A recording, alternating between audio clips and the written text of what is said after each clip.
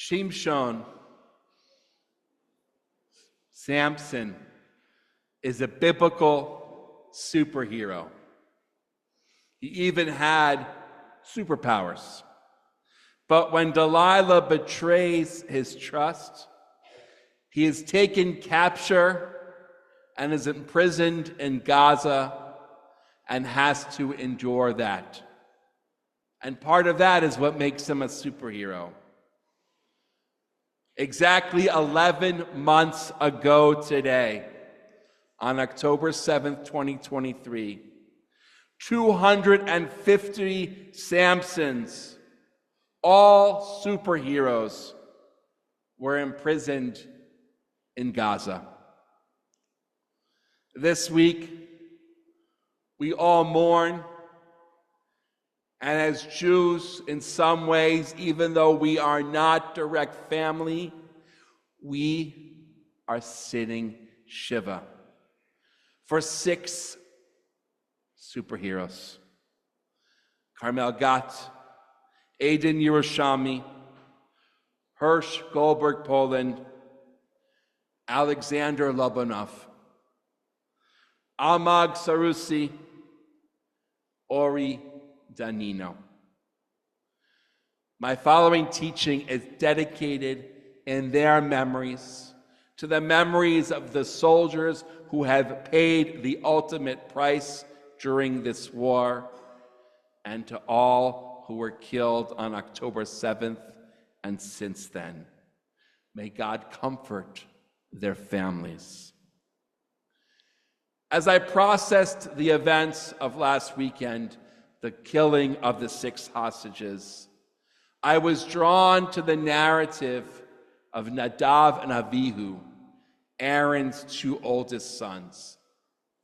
It says that they provided an incense offering, perhaps not commanded, but not sort of this ultimate crime, and yet a fire comes down from heaven and zaps them dead. This is in the middle, by the way, of this elaborate inauguration ceremony of the tabernacle. This was the first day that Aaron and his sons were the priests in the tabernacle. And it says, Vayadom Aharon. Aaron is in such shock, he has nothing to say. But his brother, the one in charge, the uncle of these boys, has no problem saying something. He gives some meaning to this. This is what Adonai meant by saying, through those near me I shall show myself holy and gain glory before all of the people. I don't even know exactly what this means. I guess he's turning Nadav and Avihu into some sort of martyr and saying, this was a purpose. They are glorifying God in some ways. But Aaron was having nothing of it. He just wanted to be quiet. He obliged and continued this ceremony for the sake of the people, him and Eleazar and Itamar, his remaining sons. Part of the ceremony concluded with eating some of the sacrifice. That was actually a very important thing, was the priests to eat the sacrifice as a way to glorify God in joy and in blessing. But Aaron and the 2 remaining sons are not just even not hungry that day. They don't feel they could glorify God by eating the sacrifice. So they do not eat it. But remember, Moses is we got to do everything by the book and find meaning in everything. And so he goes to his brother and says again, why are you not eating the offering? And Aaron says, see, yes, I have brought the offerings as commanded, but such things have befallen me. My 2 sons have been taken from me. It doesn't say that, but I'm adding that. Had I eaten the offering today, the text says, Adonai would not have approved. And you know what happens? Moses was quiet. Finally, he understands that there are times in our lives, especially in catastrophes, where we want to speak up, we want to find the meaning, the quick explanation, but really the best thing is to be quiet. I did a lot of reading this week, a lot of listening to podcasts. Everybody who does an Israel podcast, came back quickly from vacation or whatever they were doing, obviously, to respond. And the ones from Israelis talking, usually because they're in English, to Anglo-speaking Jews in the world, said to us, this is the week that we just need you to be quiet. They recognize that colleges are starting, all the things that are happening here in America are happening, but they said specifically, more than one podcaster said, just be quiet with us this week. We are sitting Shiva. And many of the funerals were live streamed, especially for us as Anglos. Hirsch Goldberg, Poland, his parents chose to speak in English at the funeral so that we could understand what they were saying. And afterwards, I discovered they weren't sitting Shiva at home because their home had just been invaded. That Jerusalem, the city itself, set up a tent, and volunteers came and made sure that the family was cared for, that even the people waiting online were cared for. We know about what happens when it's hot out and people wait online. And I don't want to give a number, whether it was hundreds or thousands, but let's just say for an entire days of Shiva ends tomorrow, they would have a line, and for about 2 seconds, again, there are probably handlers making sure this, they could look at the eyes of Rachel and Jonathan and their 2 daughters and just say, Hamakon Menachem, or Mina Shamayim Tinachumu. There's 2 phrases that we say, may God come for you, or may comfort come from heaven. Again, 2 different traditions, same way to say the same thing.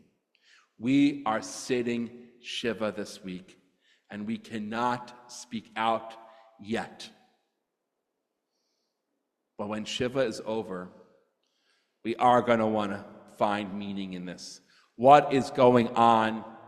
How can we get out of this war that is now almost 365 days long? And I'm pretty sure that we'll say that on October 7th. God forbid. But hopefully it will end before that. But I don't think so. How are we going to get out of that? I'm not a politician, so I can't give an exact answer. But what I did hear, the other thing that I heard was, remember how complicated this situation is. We are dealing with a heinous enemy that perhaps has no end to its growing. It's like a hydra.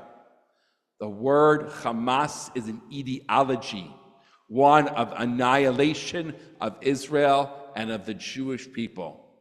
Yes, you can remove the people that believe that, but as long as there's those recruiting and teaching the ideology of Hamas, then more will pop up. It is a non-government actor. They do not care about the people they so-called rule. And so how do you do that? It's not even a regular army, and we certainly discovered that this year. How do we do that? But we also want the hostages back. They have our hostages. They've killed some of them. And we believe that there are some still alive because these 6 were alive last week. How do we get them back? How do we end this endless war? Because we cannot be in a perpetual state of war. Even with guns coming in from America and everything like that, and recruiting new army people, this just cannot continue. So we try negotiations. Qatar and Egypt are trying to be sort of enacting real governments that can negotiate with Hamas. We don't know which one we're dealing with, which Hamas we are dealing with. So whether you are one who would say, cease fire now, bring home our people alive, which I think all of us really want, but say that that's more important than recognizing that we're dealing with an enemy who utterly hates us. You have two poles, and unfortunately it's dragging Israel's society apart. How to bring them together, I honestly do not know. But I do know we have hope. How do we have hope? Because Jonathan and Rachel Poland told us so. We saw a video this week. It's a heart-wrenching video of Hirsch, because again, Hamas in their heinousness recorded the hostages before they killed them. And Hirsch said, take care, have hope. I don't know if Rachel saw that before she wrote her eulogy.